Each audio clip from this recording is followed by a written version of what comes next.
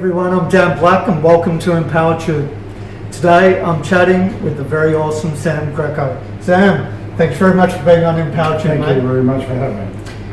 In our series, the Wisdom of the Masters series, we explore the concepts of mindset, mindfulness and spirituality and how they relate to the martial arts.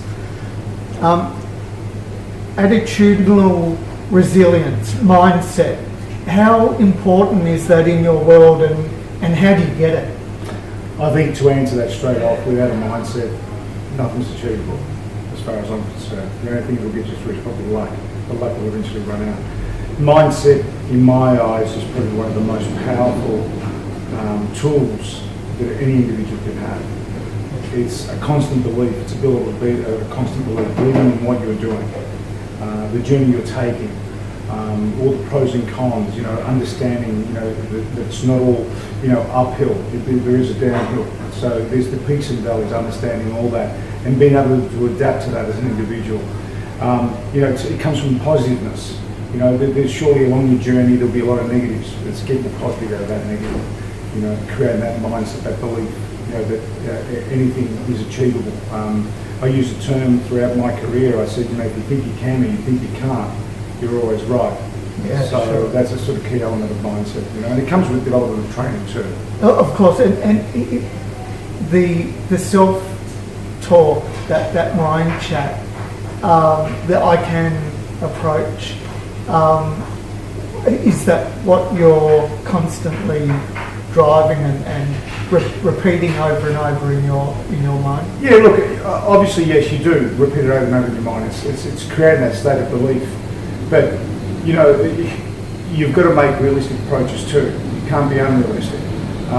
And whatever approach you make or whatever goal you set, if you don't have answers for it, someone else will. Someone professional in that field will. So it's important to seek those answers also if you don't have them within yourself. A lot of the answers just come through just your hard training. Things just fall in your lap and you think, yep, that's part of the jigsaw puzzle mindset of being strong. That belongs in here. Then there's things that you think belong in there that don't. You just put them back out. Yeah. So it just comes with the training, the hours, the hardship, the joy of doing all this, along the journey. Yeah. And that back in the day, that Kyokushin, the essence of that grit and determination. That's one of the things that I admire about you is that hardcore attitude of when you're down, you are just not out. So can you just... I think through martial arts, and Kyokushin has definitely been my backbone, and it's been my strength to this very day, even sitting here talking to you. If it wasn't for my martial arts spirit and discipline, I probably wouldn't be here talking to you today, and I wouldn't be as successful as I am as a competitor and as a human being. I think what it's instilled in me is the belief to be able to do anything that you can picture, that you can put in your mind, knowing that there's a lot of work ahead. Nothing's ever given, Yes. So it's a lot of hard work. And I think, the amount, throughout my Kyokushin days, throughout my karate days, throughout my martial arts days in general, I probably failed more times than I was successful. But that's what made my journey so great. Being able to understand that and fixing it.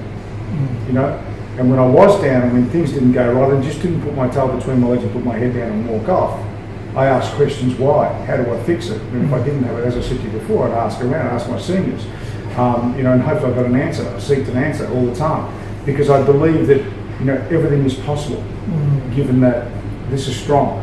One of the strongest things we have as individuals, and I know that I certainly had throughout my whole career, was my mental strength.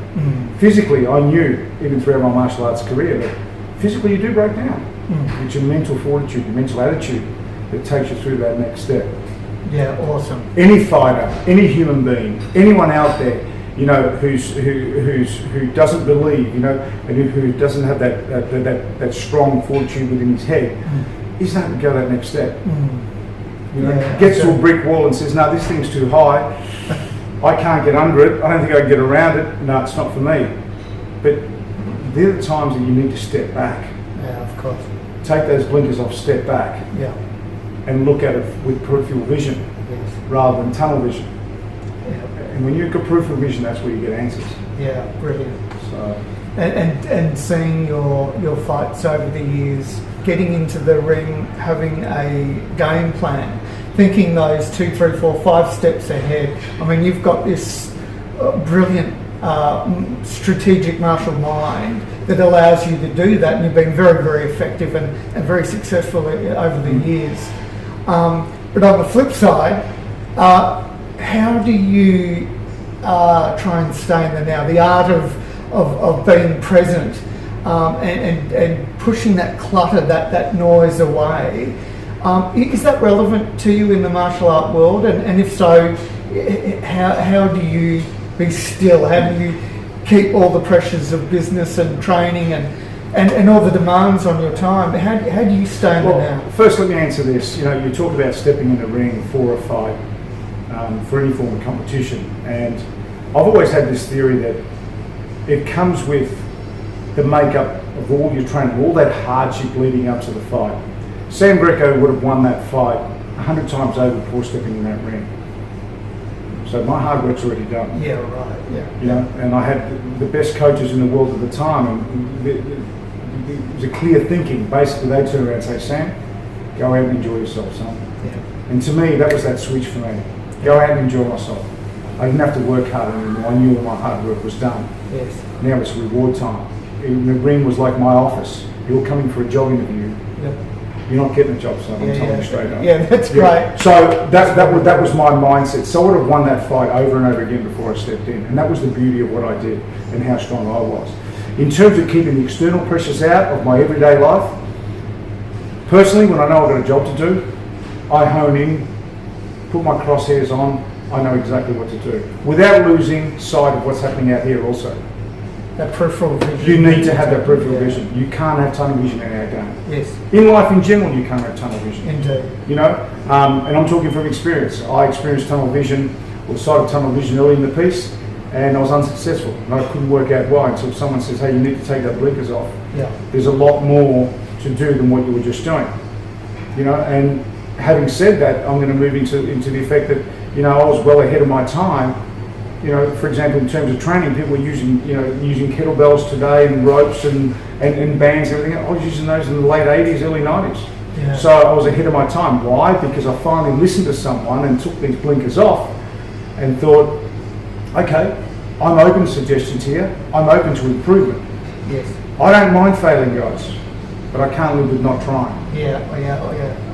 So, and that's what I said. You know, that's how I cope with the outside pressures. Also, it's important to understand what they are. It's important to put them in a place.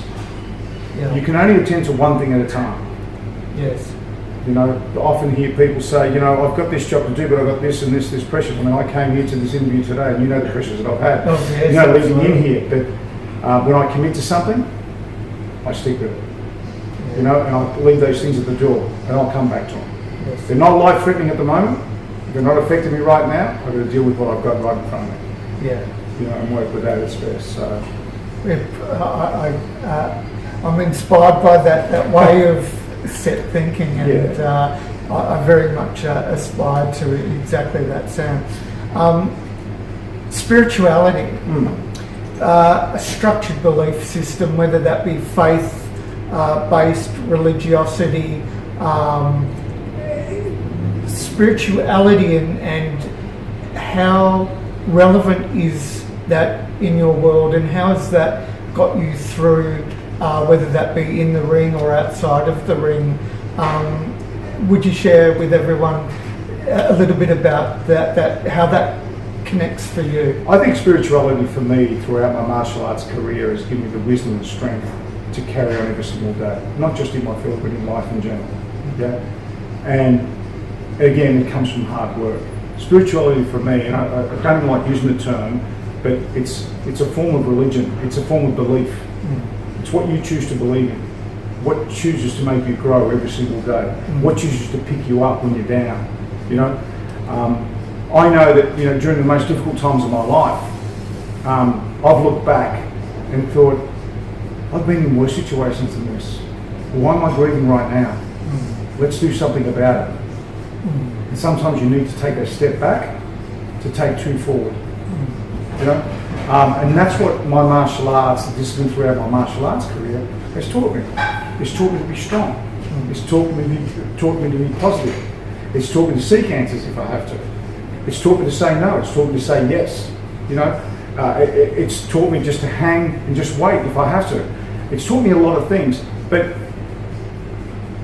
throughout the realm of all my training sessions, it's empowered me. It's empowered me to live life to its fullest under whatever condition. You know, I embrace it.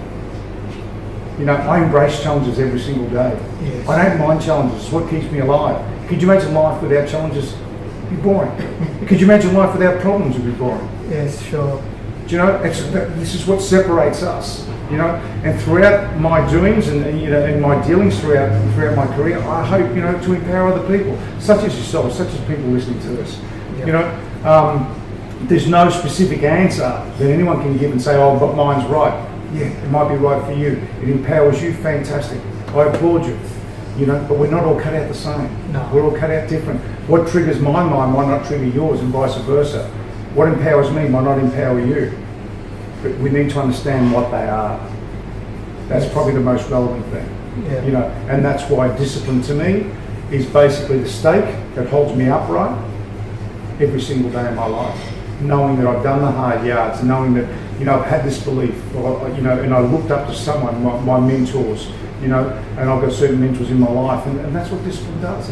It's about doing things that you do out of the ordinary, doing things while others are playing up or others, you know, are asleep or whatever. Doing things out of the realm is what creates that strong bond within yourself, you know, and creates that really positive, strong belief that enables you to go forward every single day. Yeah. You know? And as I said to you, I've never been afraid of failure, but hell have I been afraid of not trying. Yeah, you know? I live with regret. I mean, it's one of the worst things ever. Yeah, I agree. Living with regret, you know? Yeah, absolutely. I mean, you're one of my mentors, and the great thing about doing these interviews is I get to chat, and I love chatting to you, Sam, and I'm so grateful for you to spend the time, and many thanks for being on Mpowertube, mate. Thank you very much. Once again, thank you for the opportunity, Thank you, and mate. I hope you guys out there get the most out of this. Take care.